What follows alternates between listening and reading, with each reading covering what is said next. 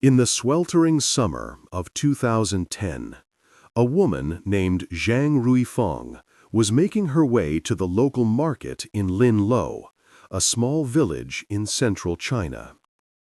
Despite being 101 years old, Zhang moved with a steady purpose, pushing her shopping cart through the oppressive heat. As she neared her destination, she heard a child gasp in pure amazement. A young boy approached her, shy and bashful, and quietly requested an autograph. He told the old woman that he had begged his parents to drive him 50 miles, all for the slim hope of spotting her. In her much younger years, Zhang was sometimes mistaken for a famous movie star. But now, she was famous in her own right, for a very different reason. She fought through a sharp pain in her arthritic joints and carefully lowered herself to the child's height. His eyes widened with a look of pure wonder as Zhang nodded, granting him silent permission to touch her face. The boy's small fingers gently grazed Zhang's forehead as the old woman laughed with a quiet delight. Nearby, the boy's parents whispered nervously to one another. But Zhang was used to these hushed remarks, the stares, the pointing. She knew just how incredible and how unsettling it was to see a person with horns, like a goat. When our bodies fail, we trust our doctors to diagnose the problem. But medicine isn't always an exact science. Sometimes it's a dangerous guessing game with life or death stakes. Welcome to Medical Obscura. In this investigation, we will explore the strange and unsettling world of cornucutaneum, otherwise known as cutaneous horns. In this episode, we explore the rare skin condition known as cornucutaneum, or cutaneous horns. People with this affliction develop strange, animal-like protrusions on various parts of their bodies. These bizarre lesions can take months or even years to form. But they can also be dangerous and sometimes extremely difficult to remove. In this investigation, we will look at some of the most famous cases of cutaneous horns throughout history. We will follow the first doctors as they struggled to unravel the complicated origins of the disease, and we will see what hope, if any, there is for a cure. Cutaneous horns have been a source of fascination for doctors, showmen, and the public for centuries. One of the earliest detailed descriptions comes from a British pamphlet printed in the year 1588. It advertised, in sensationalist language, the public viewing of a miraculous and monstrous woman with a horn of 4 inches long. The woman in question was an approximately 60-year-old Welsh widow named Margaret Griffith. According to the legend surrounding her, Margaret was believed to have inadvertently cursed herself some 40 years prior after a bitter fight with her husband, David.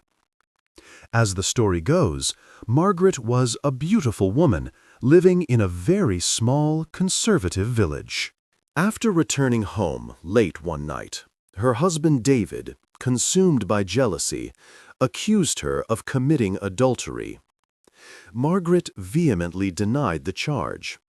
She was so adamant in her denial, so incensed by the accusation, that she allegedly swore a desperate oath to her husband, proclaiming, "May a horn grow upon my head if I have been unfaithful." It appeared the universe, in its cruel irony, held her to her word. Within months of that fateful argument, a small, dark bump began to form in the very center of her forehead. At first, the growth resembled a simple mole, but it itched terribly. Over the next few years, the bump hardened, growing as dense and unyielding as bone. It began to curve downwards, growing directly towards Margaret's face, a grotesque feature that distracted from her once beautiful features. For her and her community, it was seen as a constant, physical reminder of her supposed transgression. Margaret repeatedly sought help from the medical professionals of her time. But medicine in the 16th century was nothing like it is today. University-trained physicians were exceedingly rare, and they mainly serviced wealthy clients and the nobility. Working-class people like Margaret had to turn to barber surgeons instead. These practitioners were less expensive than physicians and far more versatile. True to their name, barber surgeons performed a wide range of services. They cut hair, they pulled teeth, and they applied leeches to treat everything from poor circulation to blood clots. Margaret likely visited dozens of these barber surgeons over the years, desperate for a solution to the growth on her forehead. They would have used the crude tools of their trade, saws, razor blades, and metal files, to try and trim down the dense, bony horn protruding from her face. But no matter how much of it they cut away, it always, inevitably, grew back. After her husband died, a 50-year-old Margaret resigned herself to her fate. She chose to live as a recluse on an isolated farm in Wales. Here, she believed, she would be far from the prying eyes and cruel judgments of the world. That is, until she crossed paths with a wandering showman. He saw not a woman in pain, but an opportunity. And he made her an offer to turn her disfigurement into cash. The showman brought Margaret to London and placed her on public display, charging a fee for admission.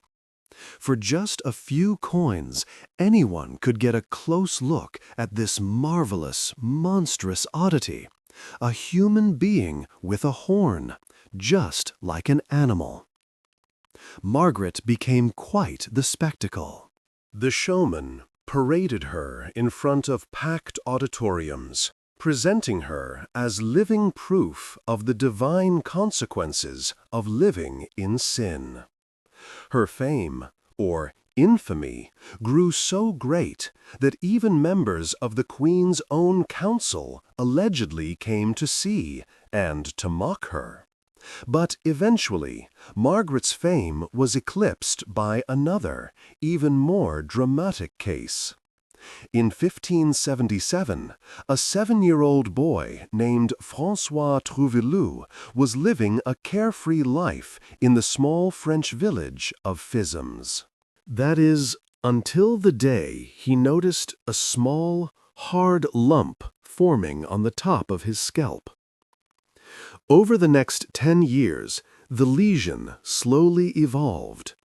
It grew into a mottled, yellow cone several inches in length. As a teenager, François desperately tried covering it with a hat, but he found that nothing would fit over his protruding horn. He was forced to design his own, unusually shaped cap just to disguise his deformity. But it was too late. When the other villagers discovered François' mutation, they reacted not with curiosity, but with terror. They feared the now 17-year-old boy. They believed he was either a sorcerer himself or the victim of a powerful witchcraft. The townsfolk branded him a monster and banished him from the village for life. For years, François lived alone as an outcast in the forest, hunting wildlife and digging for coal just to stay warm. He kept his head constantly wrapped in cloth, fearful that if he were spotted, he would be hunted down and possibly killed. He eventually managed to make a meager living as a fur trader, but he avoided all unnecessary human contact. Falling in love, or having a family, was completely out of the question. He was utterly alone and constantly wondered what terrible sin he had committed to be so cursed by God. Then, in 1598, when François was 35 years old, his fate took another dramatic turn. He and several other fur traders were camping out in the Ardennes forest when a group of noblemen on a hunting trip stumbled upon their gathering. As a sign of respect, François's companions all removed their hats, but François politely refused. One of the aristocrats, a man named Monsieur de la Vedrine, grew enraged by what he perceived as a sign of gross disrespect. He strode over to François and violently ripped the unusually shaped hat from his head. And then he cried out in horror. François's horn was now about 6 inches long. It grew out from his forehead and curved backwards over his scalp, a truly monstrous sight. After seeing Monsieur de la Vedrine's shocked reaction, François was terrified. He fully expected to be killed on the spot by the group of armed huntsmen. But La Vedrine, a shrewd opportunist, saw not a monster, but a savvy business venture. He made François an offer to return with him to Paris. Upon arriving in the bustling city, La Vedrine brought François directly to the royal court. He presented the horned man to the king himself, Henry IV. King Henry was so impressed with La Vedrine's bizarre discovery that he granted him official permission to exhibit François before all of Paris for a period of 2 months. Physicians, scientists, and common civilians all paid good money to meet François, the human oddity. At first, after years of solitude, François was reportedly happy to answer their questions. But he drew the line when one doctor demanded to examine his teeth as if he were livestock. The humiliation had gone too far. Over the next several months, François grew withdrawn and deeply depressed. He began to refuse new clothes, food, and even the female companionship that was offered to him. A year later, in 1599, François passed away. His official cause of death remains unclear, but one contemporary account, perhaps poetically, says that he died of a broken heart. Even after François's passing, La Vedrine continued to profit from his story, selling sensationalist pamphlets about him. This literature, which included dramatic images of François, along with his tragic life story, was dispersed widely amongst Europe's growing medical community. And in 1642, 43 years after François's death, one of these accounts caught the attention of a brilliant young Danish anatomist named Thomas Bartholin.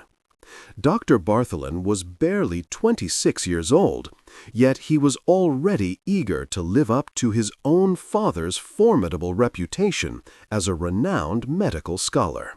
In particular, Bartholin had a deep academic fascination with the horns of animals, and had even written an entire publication on their history and anatomy. And so, when Bartholin heard of a human being with a horn, he knew he had to see it for himself. In 1646, His search led him to travel to northern Holland, where he finally met with a living horned patient, a woman named Margaretha, the widow of a man named Miner. She was a 70-year-old peasant woman with an enormous horn growing directly from her temple. In Dr. Bartholin's own detailed illustration of the case, Margaretha's protrusion was a full 12 inches long, and it curved sideways, wrapping gruesomely around her head. Bartholin listened to Margaretha's story with intense scientific curiosity.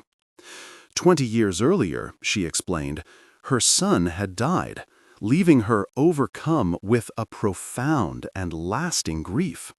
Her horn, she said, had started growing soon after. She was now utterly convinced that she was somehow responsible for her son's death, and that the horn was a physical manifestation of her divine punishment. Dr. Bartholin was sympathetic to her pain, but he did not share this supernatural belief. Unlike many other so-called doctors of his time, Bartholin was a true man of science, not easily swayed by superstition. He was certain that there had to be a biological reason for human horns, and he was determined to be the one to find it. Upon closer examination, Bartholin discovered that the base of Margaretha's horn was red and itchy. But more importantly, he observed that it had emerged directly from a mass of flesh that strongly resembled a tumor. As a doctor, Bartholin had seen hundreds of tumors in his career, but never before had he seen or even heard of one that could grow a horn. Unfortunately, Margaretha's growth was far too large and well-established for him to confidently remove. Dr. Bartholin feared that excising it would leave a gaping hole in her head, one too large for the body to heal naturally. In an age before modern infection control, such a wound would almost certainly become infected and kill her. Instead, it's more likely he simply gave Margaretha an ointment to relieve the itching and sent her on her way. Over the next few decades, Bartholin continued to search for other horned patients, hoping to find a cure. He did eventually meet one such patient, a nun with a much smaller horn, who had her lesion surgically removed. Months after the procedure, however, her horn grew back. Her doctor then removed it a second time, but on this occasion he cauterized the underlying tumor with a red-hot iron, sealing the wound shut. Apparently, after this brutal procedure, the protrusion never returned. This case only perplexed Dr. Bartholin further. He couldn't explain what caused the horns or why they so often grew back after being removed. And while the nun's case seemed to convince him that fire could be an effective, if brutal, treatment, he wasn't sure what to make of it scientifically. Meanwhile, European medicine remained a confused mixture of religion, folklore, and ancient Greek philosophy. And since Bartholin could not identify a concrete, repeatable cause for the horns, his important scientific work was often dismissed or conflated by other scholars who continued to feel that supernatural curses were the most logical origin. It would not be until the late 18th century, with the dawning of the Age of Enlightenment, that the cobwebs of superstition finally began to clear, and people were at last ready to accept a purely biological explanation. And in 1791, a British surgeon named Dr. Everard Home pioneered these new scientific efforts. He began by examining two women who were displaying their horns at a London exhibition. Dr. Home carefully observed and tracked their horns over time, noting how they increased in size. And like Dr. Bartholin before him, he also found that the subject's growths appeared to come from underlying tumors, or rather, he specified, encysted tumors. A cyst is a common pocket of tissue that can be filled with air or fluid. Cysts can occur for many different reasons, such as a blocked sweat gland or an infected hair follicle. An encysted tumor, he explained, occurs when an abnormal, solid growth begins to form inside of one of these cysts. In the year 1792, Dr. Home revealed his discovery in a landmark paper titled Observations on Certain Horny Excrescences of the Human Body. In it, he wrote that he observed these specific cysts growing for several years, and then they would suddenly burst. In the week following the rupture, they would discharge a foul-smelling yellow liquid.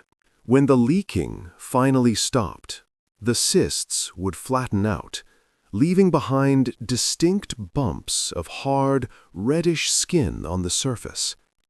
Over time, those very bumps grew in size, eventually erupting into one or more cutaneous horns. He noted that for the first few months, a new horn was often soft and flexible, like an earlobe. But within 2 years, it would become as hard and tough as wood. Dr. Home was certain that he had finally found the definitive biological cause of human horns. But it would turn out that the truth of this bizarre condition was far stranger and more complex than anything he could have possibly expected. In the late 1700s, Dr. Everard Home was certain he had found the definitive origin of cutaneous horns. He had discovered, correctly, that many of these cases stemmed from encysted tumors that formed on the surface of the skin. But, as modern medicine would soon reveal, this wasn't the case for everyone. In more recent decades, it has become apparent that these bizarre growths can arise from a wide variety of origins. Take, for example, the recent case of an 87-year-old woman named Liang Shuzhen. Liang was a resident of Sichuan province in southwestern China. Around the year 2008, she began to develop what eventually grew into a massive 5-inch horn on her head. The international media dubbed her the Unicorn Woman. Except Liang's horn hadn't sprouted from a tumor, as Dr. Holmes' theory would suggest. Hers, remarkably, grew from what was once an ordinary and seemingly innocuous mole. Liang was just one of many modern cases of people who developed horns from completely unexpected origins. One of the most striking recent examples came not from a tumor or a mole, but from a simple bump on the head. In late 2014, a 69-year-old Indian farmer named Shamlal Yadav reportedly fell and hit his head. When he examined the injury in the mirror, he saw a nasty bruise forming on his scalp, but it didn't appear to be too serious. In the weeks that followed, the initial swelling seemed to go away as the bruise healed, and over time, Sham forgot about the accident entirely. But months later, a new lump on Sham's scalp, at the exact site of the old injury, became more prominent. It itched terribly. It turned a dark brown color, and then it began to grow in size. By the following year, the growth on Sham's head had risen almost a centimeter in height. It was strangely flat on top, resembling a tiny, sawed-off tree trunk, and it even had the hard, smooth texture of wood.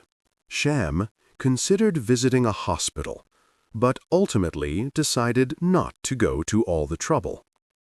Since there was no feeling in the horn itself, his local barber was able to simply trim it down with scissors. But no matter how much his barber cut it, or how much Sham himself filed it down, the growth kept getting bigger. It slowly began to take over his life, as he became too embarrassed and self-conscious to go out in public.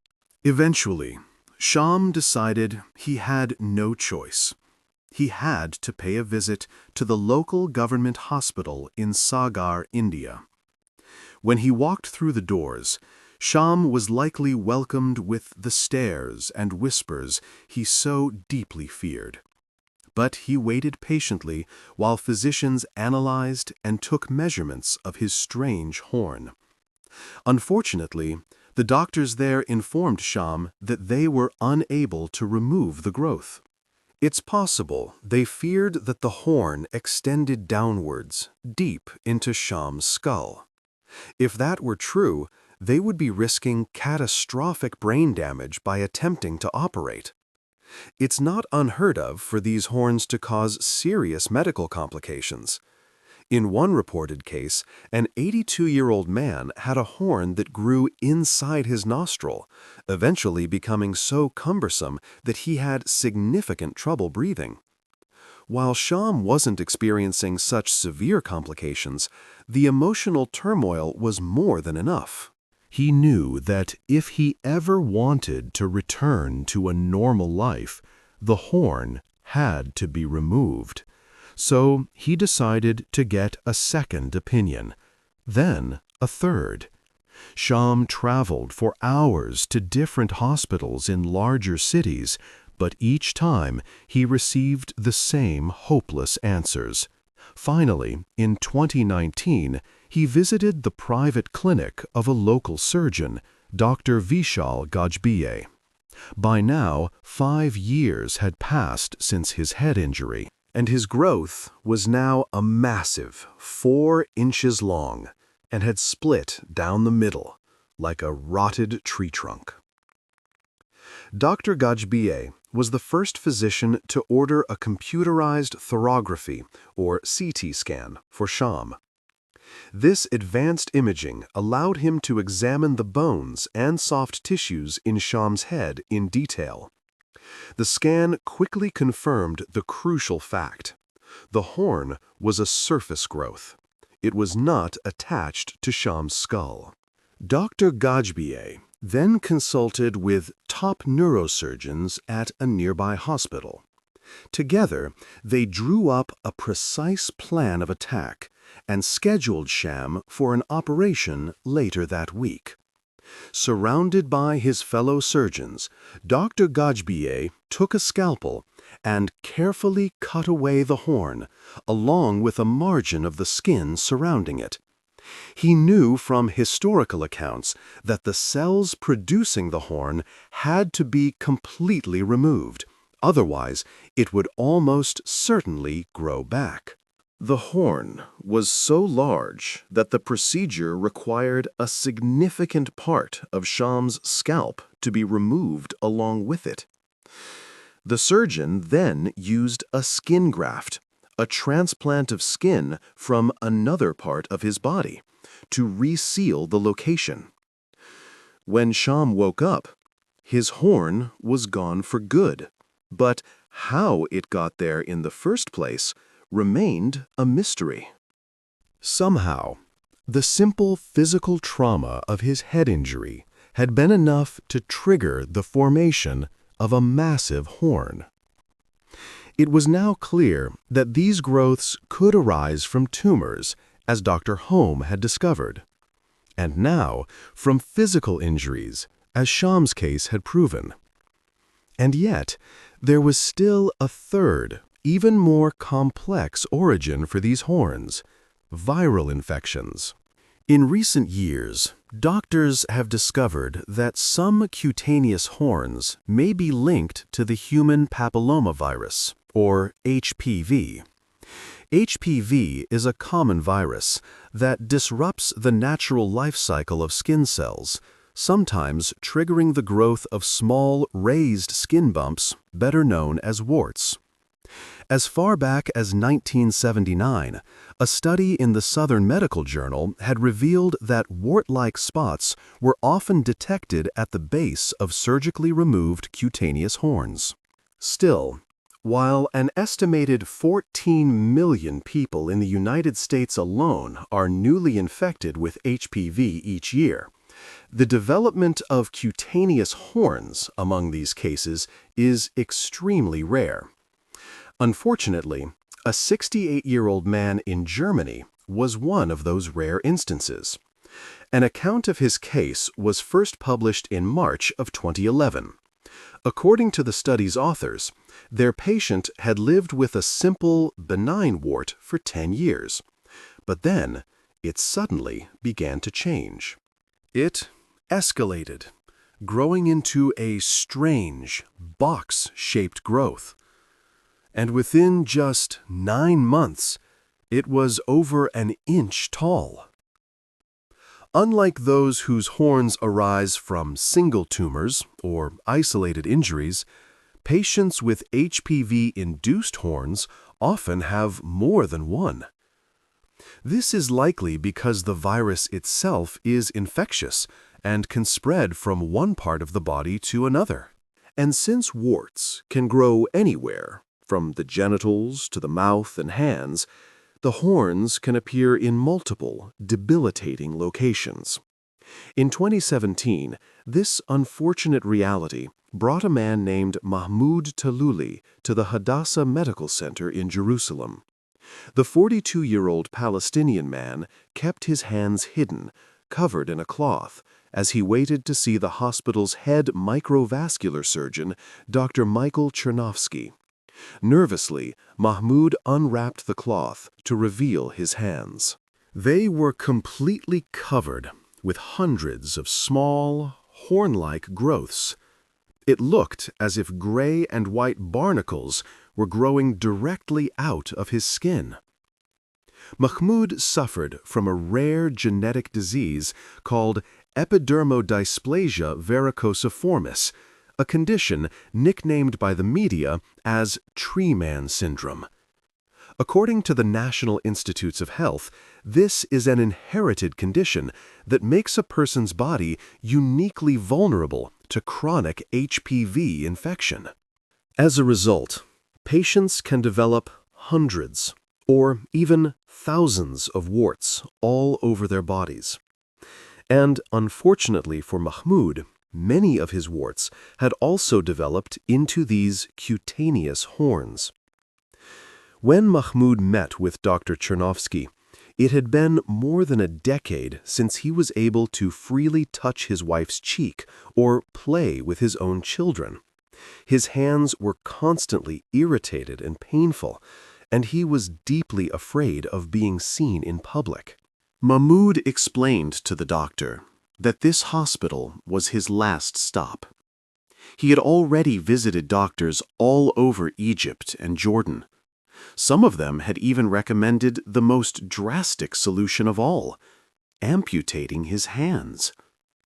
But Mahmoud knew there had to be a better way. He begged Dr. Chernovsky for a miracle. Dr. Chernovsky assembled a multidisciplinary team of surgeons, orthopedists, and neurologists.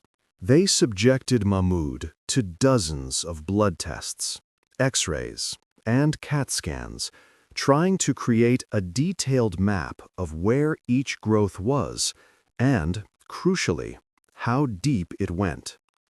Then, in a grueling, multi-hour surgery, Chernovsky and his team painstakingly removed thousands of individual lesions from all over Mahmoud's body. They stripped all the diseased skin from his hands and then grafted on healthy skin taken from other locations. Unfortunately, Mahmud's lesions were virally infectious, and Dr. Chernovsky hadn't gotten them all. Several months after being discharged, Mahmud returned to the hospital with fresh growths. The underlying HPV infection had even spread to new areas of his body. Dr. Chernovsky operated on Mahmud 4 more times over the next 2 years.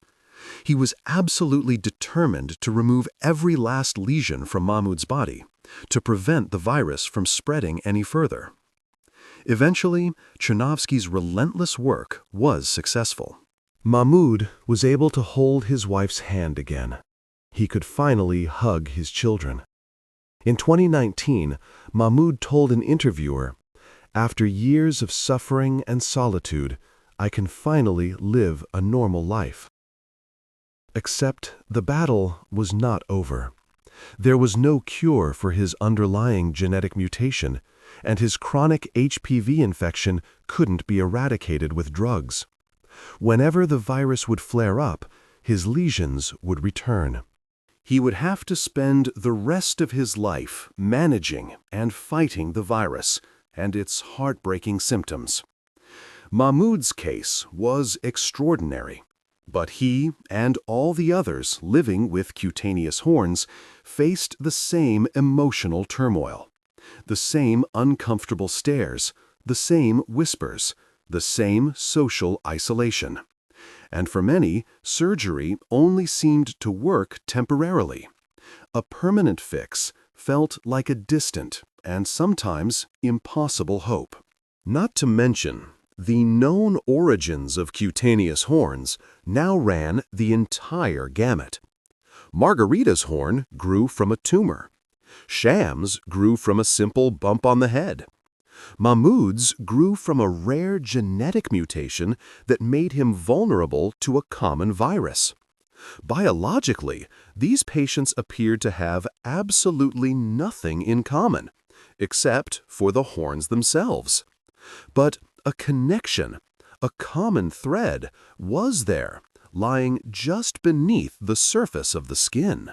Cutaneous horns, as we've seen, can arise from a number of seemingly unrelated conditions: warts, physical injuries, and encysted tumors, to name just a few.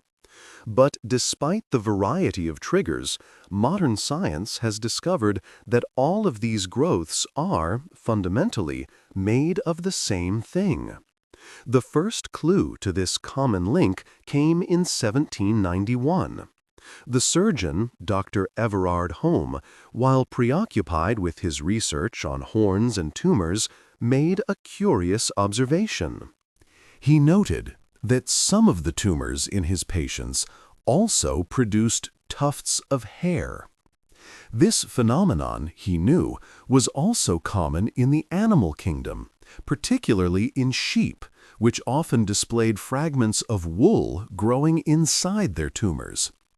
Through this strange connection, Dr. Home came to another breathtaking revelation. He realized that human horns grew in the exact same manner as rhinoceros horns. Rhinos are unique among horned animals because their horns are not made of bone and are not attached to the skull. Instead, they grow directly out of the skin, just like the growths in his human patients. Based on these combined observations, Home deduced that sheep's wool, rhino horns, and human hair were all made of the same basic substance, a complex and tough fibrous protein molecule known as keratin. Keratin is produced in bulk by your skin cells. In addition to forming your hair and nails, it plays the vital role of creating the protective outer layer of your skin. Our skin is broken up into 3 main layers. The bottom layer is made of fat and acts as a shock absorber. The middle layer, the dermis, contains our nerves, blood vessels, and sweat glands. And the top layer, called the epidermis, is our primary shield against the outside world. The epidermis is our body's first line of defense against injury. Cells in this layer constantly fill up with keratin, fuse together, and then die, forming a thick, durable barrier between you and your environment. This wall of keratin-stuffed cells is the reason you don't bleed from a minor scratch. Every second, dead skin cells fall off your body and are replaced by new ones rising from underneath, keeping bacteria out and moisture in. But occasionally, this complex and elegant cell-building system can break down. For example, in the tumors that Dr. Home examined, the skin cells were churning out new keratin bricks much faster than the patient's bodies could shed the old dead ones. These excess dead cells then piled up, fused together, and slowly cemented themselves into the dense, hard structures we call cutaneous horns. This composition of compacted dead cells also explained why many of these historic patients couldn't feel anything when their horns were filed or cut. It was, in essence, the same as clipping one's own fingernails. It also appeared that this excessive, uncontrolled growth of keratin-producing cells was what created the underlying tumors in the first place, at least in Dr. Home's patients. A landmark study, published in the British Journal of Dermatology in May of 1991, made a further and much more alarming connection between cancer and cutaneous horns. Researchers gathered samples from 643 cutaneous horns over a 20-year period. When they analyzed the cells at the base of these horns under a microscope, they found that more than a third of their samples, over 33%, showed telltale signs of either premalignant or fully malignant cancerous changes. The vast majority of these horns were growing from markings of extreme sun damage, a condition known as actinic keratosis. According to the Mayo Clinic, actinic keratosis is a rough, scaly patch on the skin that forms after years and years of sun exposure. The ultraviolet radiation in sunlight directly causes mutations in the skin cells. In essence, the sun slowly damages their DNA, and the resulting damage can create a small, keratin-rich tumor. The more sun exposure a person has over their lifetime, the more likely these tumors are to develop. In about 10% of patients, these precancerous growths can progress to squamous cell carcinoma, one of the most common forms of skin cancer. But sometimes, those same sun-damaged cells just keep growing upwards, compacting layer upon layer of keratin and forming a cutaneous horn. This strong link to cumulative sun damage could explain why cutaneous horn patients tend to be older. That same 1991 study also examined variables such as age, sex, and the location of the horns. They found that most patients develop the condition between the ages of 60 and 70. And confirming the sun damage theory, their horns were found mainly on body parts chronically exposed to the sun, like the face, scalp, and hands. Skin tone may also play a role. People with darker pigmentation have more melanin, a natural pigment which absorbs UV radiation and helps protect the skin. There is, additionally, some evidence that people with fair skin are more at risk for developing cutaneous horns. The study also found a curious gender difference. While about half of their patients were women, men with horns were significantly more likely to have malignant cancers at the base. The medical field still isn't sure why the horns seem to be more cancerous in men. Luckily, modern science is constantly searching for new and innovative ways to remove these potentially cancerous horns. One procedure, called Mohs micrographic surgery, has proven to be particularly effective. According to the Mayo Clinic, Mohs surgery involves cutting away the affected skin in precise stages. Doctors remove a thin layer, examine it under a microscope for cancer cells, and then cut away another layer, repeating the process until the cancer cells no longer remain. Once the horn and all the cancerous tissue are gone, doctors and patients can choose to fill in the resulting cavity with a skin graft, taken from another part of the body, just as we saw in the case of Mahmoud, the man with tree man syndrome. And if the cancer has already spread, an oncologist may prescribe other treatments, such as radiation or chemotherapy. These therapies will, of course, vary depending on the specific type and stage of the cancer. However, the ultimate goal of the oncologist is always the same: to destroy the malignant cancer cells while causing as little damage to the rest of the patient's healthy body as possible. Scientists are also actively developing groundbreaking new technologies, such as cancer vaccines and microscopic nanomachines. These experimental tools are designed to deliver chemotherapy directly to the cancer cells, leaving the patient's healthy tissues completely unharmed. While many of these technologies are still in their infancy, the hope is that one day they will help cure the underlying conditions that lead to cutaneous horns before the lesions can even begin to form. In today's society, with access to modern healthcare, most cutaneous horns are spotted by patients and treated by doctors quickly.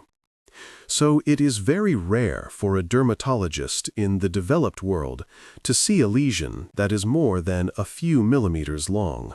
The more extreme, giant horn cases, like those of Zhang Rufang in China and Sham Lal Yadav in India, tend to happen in underdeveloped locations, where access to proper, timely healthcare is limited and often prohibitively expensive. But while doctors now have a much better understanding of how cutaneous horns connect to skin cancer, tumors, and viruses like HPV, there is still a lot they don't know. For example, how did someone like Sham, with no prior history of warts or cancer, suddenly end up with a massive horn growing from his head? Injury-related cases, like Sham's, are rare, but they are not unheard of in the medical literature. One case report claims a man developed a horn on his genitals after a circumcision. Another woman was afflicted after repeatedly burning the skin on her thighs. It is possible that these horns arise whenever the body's normal, healthy response to injury malfunctions. Think of it like a road crew repairing a pothole. After an accident, your body dispatches immune system cells to the affected area. These cells act like a cleanup crew, sweeping away debris. If the tissue is damaged, the crew sends a signal to start rebuilding. In response, your cells begin to produce more tissue, more keratin, to repair the damage. However, it is theoretically possible for this signaling system to go haywire.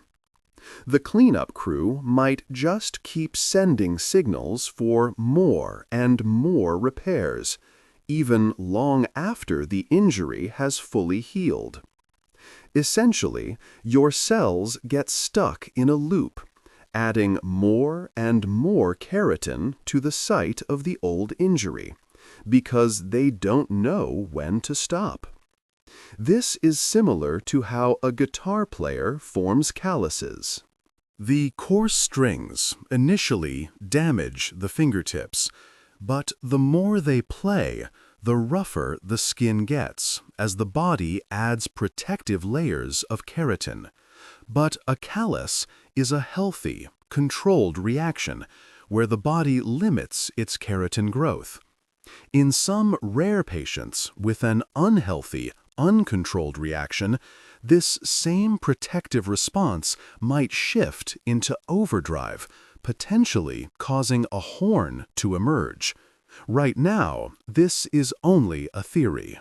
Science has yet to definitively confirm the link between simple injuries and cutaneous horns. But it's a compelling start. Ultimately, it does seem that cutaneous horns may be more of a symptom than a disease in themselves. They may be just another of our body's bizarre warning signs, physical proof that something has profoundly disrupted the delicate ecosystem that lies just below the surface of our skin. There is still no concrete data as to how often these horns truly arise. But according to one doctor in the UK, hospitals see as many as 4 or 5 patients a month with the very early stages of a horn. For now, cornucutaneum remains another unsolved medical marvel, a strange and unsettling phenomenon that shows just how complex and how mysterious the human body can be. The story of these strange growths is just one file from our archives. There are countless others, each a testament to the enduring mystery of the human body and the strange paths medicine has walked. If you wish to uncover more of these forgotten stories, subscribe to Medical Obscura and press the notification bell. Join us as we continue to explore the shadows where science and the unexplained collide. We have many more cases to open.